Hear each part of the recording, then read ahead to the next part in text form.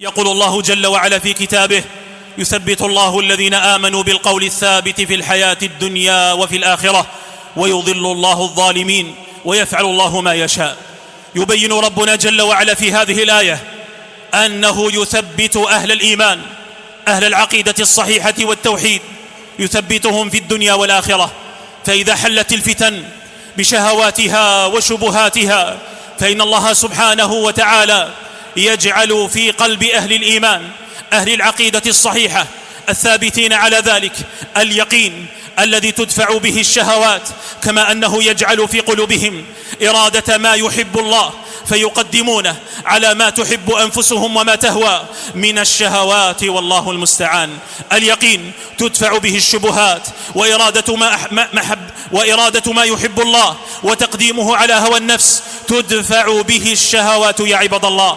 فإن الإيمان الصحيح والعقيدة الصحيحة والتوحيد الخالص هو الذي ينجي العبد إذا ثبت عليه من الفتن يا عباد الله. ولهذا قال النبي صلى الله عليه وسلم: وتجيء الفتنة فيقول المؤمن هذه مهلكتي فتنكشف عنه، فتجيء الفتنة فيقول المؤمن هذه أي هذه هي التي تهلكني، فتنكشف عنه فلا يقع فيها، لأنه مؤمن يا عباد الله، لأنه مؤمن يا عباد الله. فمن أحب أن يدخل الجنة ويزحزح عن النار فلتأته منيته وهو يؤمن بالله واليوم الآخر، أي وهو على الإيمان الصحيح، فيموت وهو على ذلك الإيمان لا يتغير ولا يتبدل مهما جاءته الفتن، لأن صاحب الإيمان الصحيح والعقيدة الصحيحة الصافية والتوحيد الخالص الذي ثبت على ذلك يثبته ربه جل وعلا.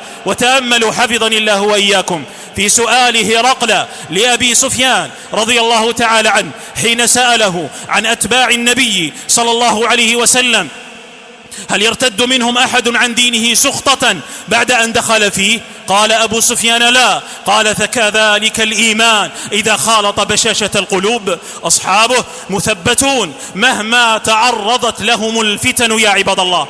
مما ينبئ أنه يجب علينا أن نحرص على هذا الأمر الغالي يا عباد الله، أن نحرص على إيماننا، أن نحرص على عقيدتنا الصافية، أن نحرص على التوحيد الخالص يا أمة الإسلام. فإن أصحاب الإيمان الصحيح والعقيدة الصافية ينجيهم ربهم سبحانه وتعالى إذا حلت الفتن. واقرأوا في كتاب ربكم فتجدوا عجبا مما قصه الله جل وعلا علينا. ولا يخفى عليكم ما ذكره الله في كتابه عن السحرة في قصة موسى، السحرة الذين قالوا آمنا برب العالمين رب موسى وهارون، فتعرضوا لفتنة شديدة من الطاغية فرعون لأجل أن يرجعهم إلى الكفر، والله المستعان. قال: فلأقطعن أيديكم وأرجلكم من خلاف ولأصلبنكم في جذوع النخل ولتعلمن أينا أشد وأبقى. فتنة تعرضت عليهم، لكنهم لما ثبتوا على الإيمان ثبتهم الله ونجاهم من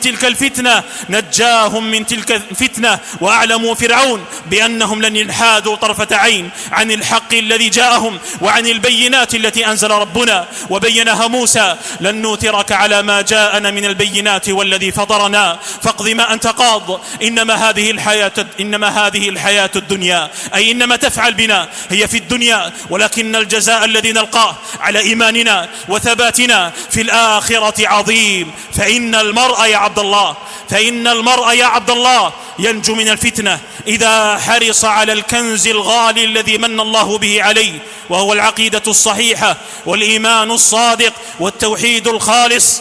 حافظوا عليه عباد الله وإياكم مما ينقصه أو ينقضه.